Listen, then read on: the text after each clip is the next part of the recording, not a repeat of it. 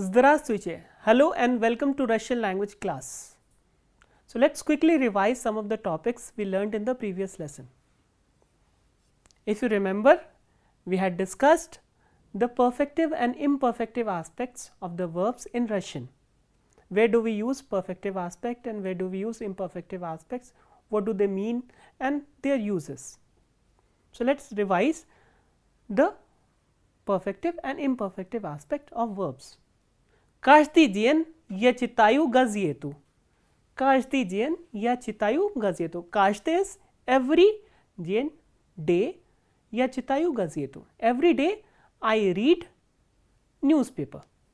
So here I am saying каждый день, which means it's a repetitive action. So wherever we find the repetitive action, we are supposed to use the imperfective aspect of the verb. So that is why we have used читаю. This is the conjugated form of the imperfective aspect. Читать. Каждый день я читаю газету. The second sentence. Вчера я прочитал роман. Вчера я прочитал роман. Yesterday I read a novel. So here I am using прочитать, which is the perfective aspect. Why? Because вчера, which means yesterday, it says that the action is taking place only once, and if I say prachital Raman, it will mean that I have already finished the action of reading. So what is the action here? The reading. So I have already finished the novel. So this sentence denotes the completion of an action. Okay, we have also discussed in the previous lesson how the perfective aspects are formed. So if you remember, can you let me know what is the perfective aspect of pisать? Написать, брать, взять. Брать and взять, they do not have any relation with each other. Идти, how do we form the perfective aspect of идти? Пойти. So we are adding the prefix п. Рассказывать, what is the perfective aspect of рассказывать? Рассказать. So we are removing or dropping this I, V, A. So these are some of the points we have already discussed in the previous lesson. So let's move on to the topics that we are going to learn today.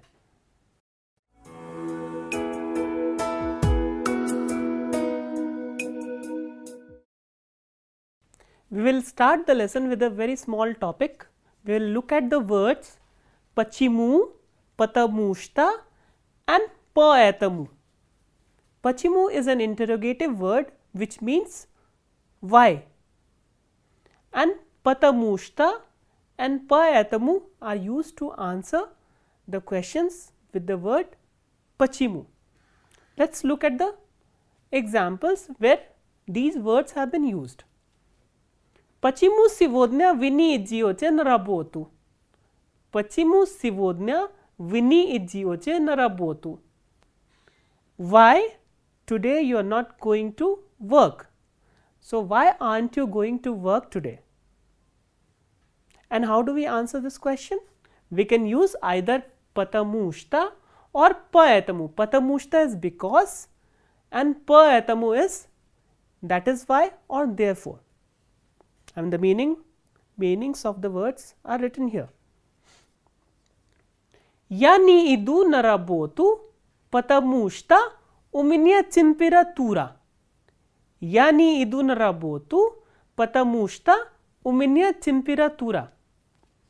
I am not going to work because I am down with fever. У меня температура, in English it is translated as I am down with fever.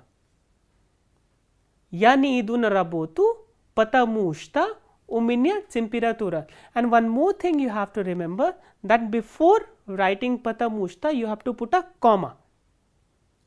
Я не иду на работу, потому что у меня температура. Because I am down with fever. You can also use поэтому. У меня температура, just reverse the order in the previous sentence. У меня температура, I am down with fever, поэтому я не иду на работу. that is why or therefore I am not going to work. So, here we are reversing the order and we are using payatamu. So, this is how we use the words pachimu, patamushta and payatamu. I will read out the sentences once again, just listen to them carefully. Pachimu сегодня вы не идете на работу. Почему сегодня вы не идете на работу? Сегодня я не иду на работу, потому что у меня температура. I am not going to work because I am down with fever. У меня температура, поэтому я не иду на работу. I am down with fever, that is why I am not going to work.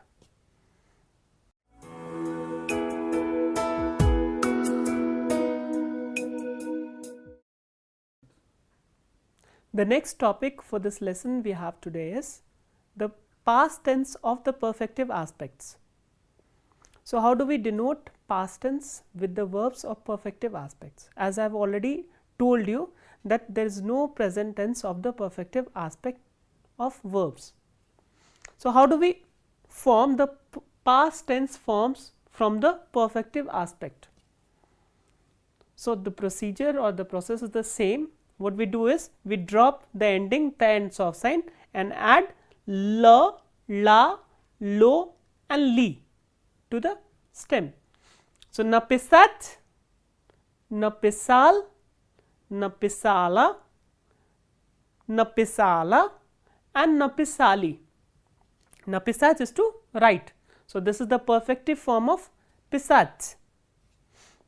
The same way, if you want to make the perfective past tense forms from the verb prachitat, it will be prachital, prachitala, prachitala and prachitali. What is prachitaj? It is to read. So, it has come from the imperfective aspect chitaj. Imperfective aspect is chitaj and the perfective aspect is prachitaj. Ana prachitala Raman prestuplenije i nakazanje. Ana prachitala Raman prestuplenije i nakazanje. Prestuplenije i nakazanje is the name of a novel called Crime and Punishment. I hope you must have heard of this novel because it is a very famous novel in Russian literature. Ana prachitala Raman. She has read the novel Crime and Punishment. So, here we are using prachitaj, which means she has already finished reading the novel Crime and Punishment. Мы позавтракали дома. Мы позавтракали дома. So, we had our breakfast at home. So, we had breakfast at home and here and here, I mean in both the sentences we have used the past tense of the perfective aspects. So, how do we form the past tense of the perfective aspect of the verbs?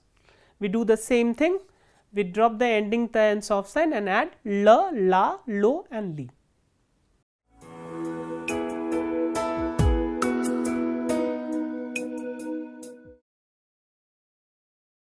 We will now discuss the conjunction yesli. Yesli is a conjunction which is translated in English as if. As you already know, in English also this yesli is used to introduce the conditional clause in the sentences, which means that the action which is indicated in the principal clause is based on the condition which is mentioned in the subordinate clause. For example, если будет жарко, то я буду дома. Жарко is hot. Если будет жарко, if it will be hot, तो я буду дома. तो is again a word which means sometimes it means then, and in some instances this to cannot be translated, but here we can use then. So, if it will be hot, then Ya budu doma, I will be at home. So, here as you can see, this yesli is used to denote or indicate the condition, that if it will be hot. So, this is the condition and this is the conditional clause. To ya budu doma, and this is the principal clause. I will be at home. I will be at home if it will be hot. The next sentence, mi mosham paicif kino yesli unas bujit vremya. Mi mosham paicif kino yesli unas bujit vremya. This mosham, I hope you remember, this is from the verb moch, which means can.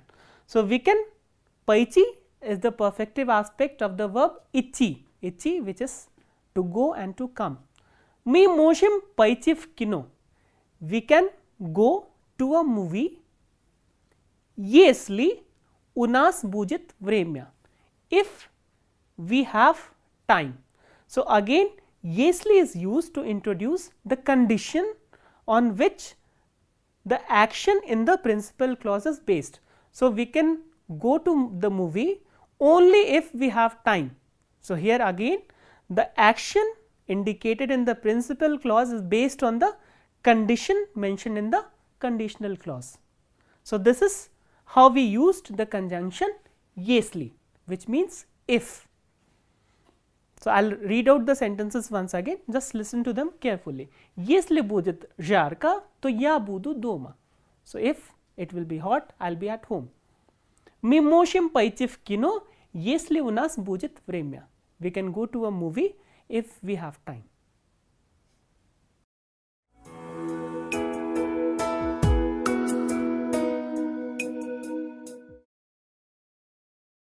The next topic in this lesson is the expression of time. So, how do we express time in Russian language? How do we ask about time and how do we answer that question? So, let us find out.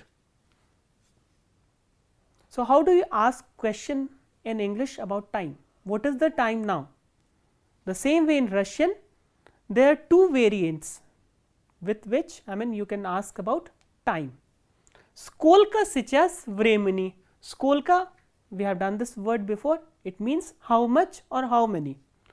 Skolka сейчас времени. So, what is the time now?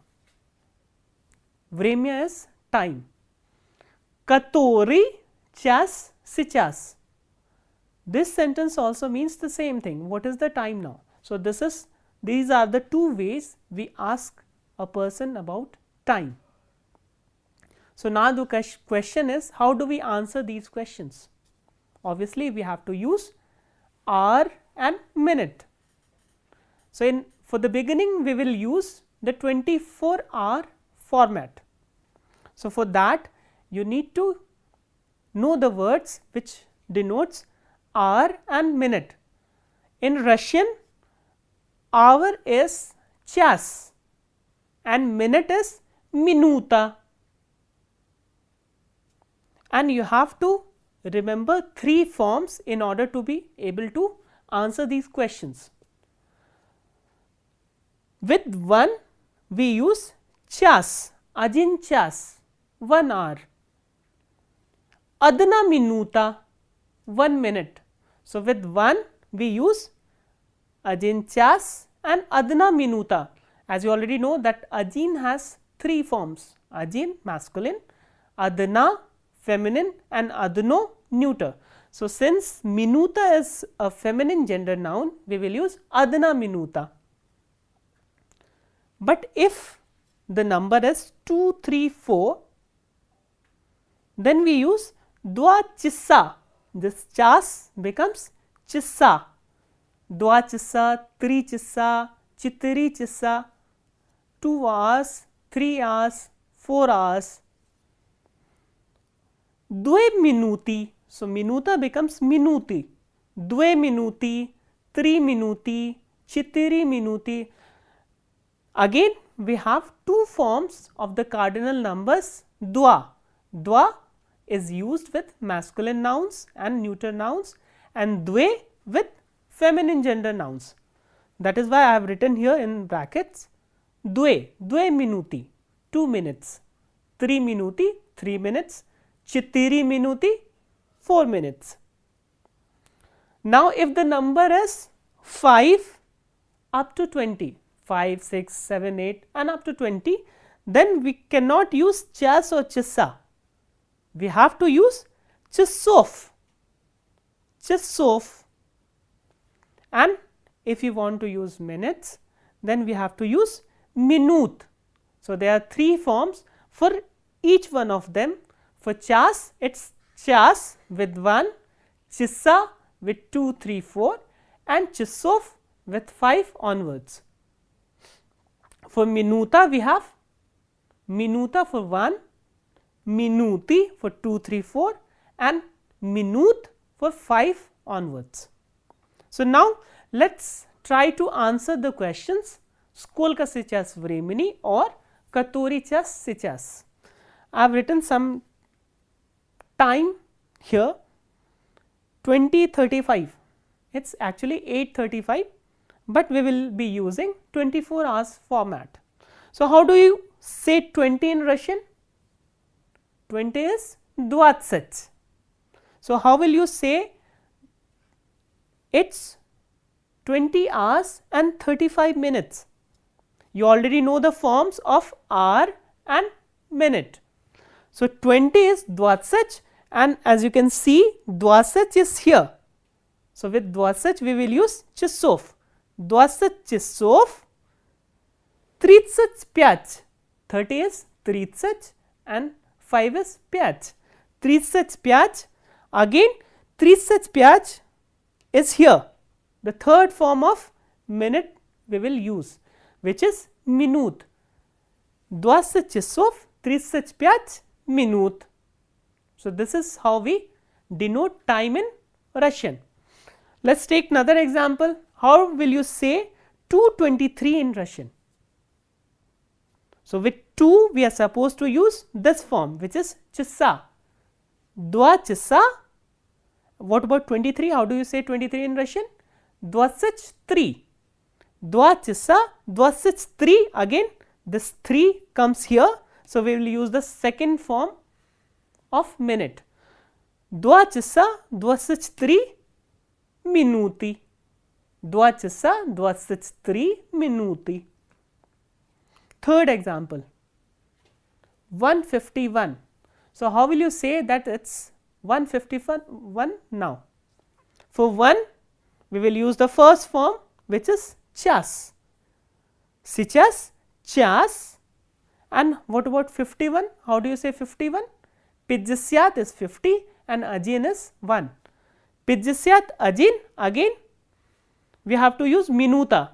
As you can see, minuta is a feminine gender noun, we cannot use один, we will use adna. Сейчас, час, 50 adna minuta. So, this is how we express time in Russian.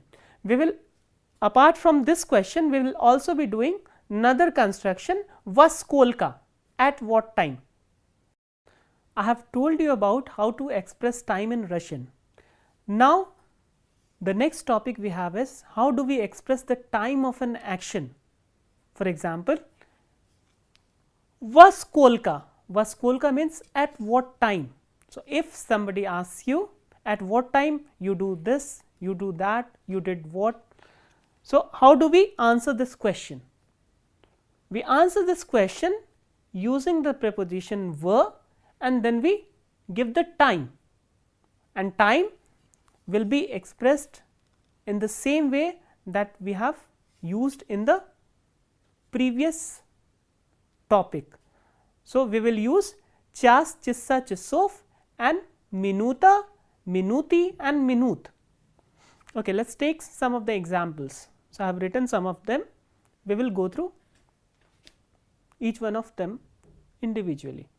Во сколько вы обычно завтракаете? Во сколько вы обычно завтракаете? At what time you usually have breakfast? At what time you usually have breakfast? So, how will you answer this question? We will use the preposition were and then we will say the time, or we will denote the time of the action. Обычно я завтракаю, usually I have breakfast, в, which is a preposition, 7 часов. 7 is 7 and часов. So, with 7 we are supposed to use часов. Обычно я завтракаю в 7 часов. So, usually I have breakfast at 7 o'clock. The next question with во сколько is, во сколько у нас занятие? At what time do we have the class? At what time do we have the class? У нас занятие, we have the class. Again we will use the preposition в and then time. Suppose if you have to say we have a class at 12:30, how will you say that? У нас занятие в 12 часов. 12 is 12. 12 часов 30 минут. With 30 we will use minut and with 12 часов. If you have to say we have a class at 2:30, how will you say that? У нас занятие в 2 часа 30 минут, and so on. So, this is how we answer the question во сколько. So, basically we denote the time of the action.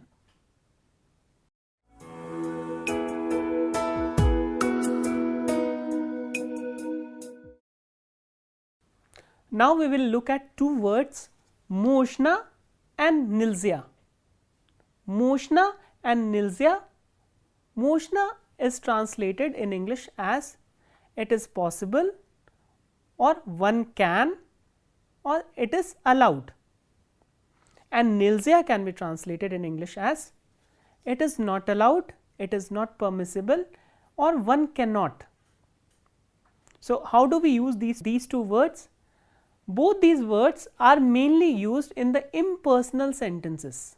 How do you understand this term? Impersonal sentences. The sentences where subjects are not there.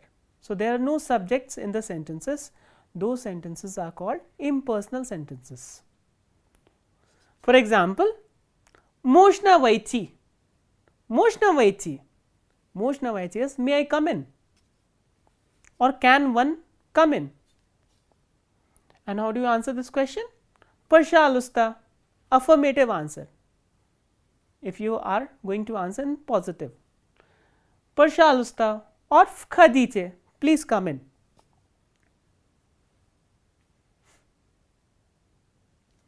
But if you want to answer this question in negative, what will you say? We can use нельзя. Нет, нельзя. Можно войти? Нет, нельзя. No, you cannot, or one cannot. So, нельзя always specifies the negation. Здесь можно сидеть. Здесь можно сидеть. So, how will you translate this sentence? Can one sit here, or is it allowed to sit here? If you want to answer this question in affirmative, how will you answer? Да, можно. Пожалуйста. Yes, one can, or it is allowed. But if you want to answer this question in negative, how will you say? Нет. Здесь нельзя сидеть. It is not allowed to sit here, or it is not allowed to sit here, or one cannot sit here. So, this is how we use можно and нельзя. So, they can be regarded as the antonyms of each other. Можно is used in the affirmative sentences, or in impersonal sentences, or in the interrogative sentences, and нельзя in the negative sentences.